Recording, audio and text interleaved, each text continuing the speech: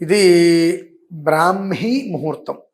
దీనికి మన వాళ్ళు బ్రహ్మ ముహూర్తం అని పేరు మార్చేశారు.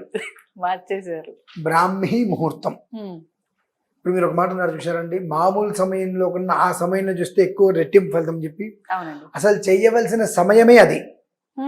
కానీ అప్పుడు మనం దేవతార్చన అనేటువంటిది చెయ్యవలసిన సమయమే అది. మనం అప్పుడు చెయ్యట్లేదు కాబట్టి విడిగా ఇంకెప్పుడో చేసుకుని ఎప్పుడో ఒకనాడు ఆ రోజు నాడు చేద్దామని చెప్పి మనం ముందుకెళ్తున్నాం వాతావరణంలో. కానీ అనునిత్యము కూడా మనకు ఉషోదయం, అరుణోదయం, సూర్యోదయం 3 ఉదయాలు ఉంటాయమ్మా. ఉషోదయం తర్వాత అరుణోదయానికి సూర్యోదయానికి మధ్యలో సమయం బ్రాహ్మీ ముహూర్తం.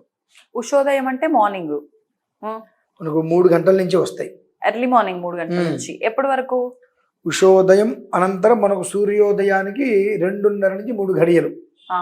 గడియ అంటే 27 నిమిషాలు సమయం. అంటే దాదాపు గంట. కనీస మాత్రం గడియని లెక్క తీసుకోవాలి.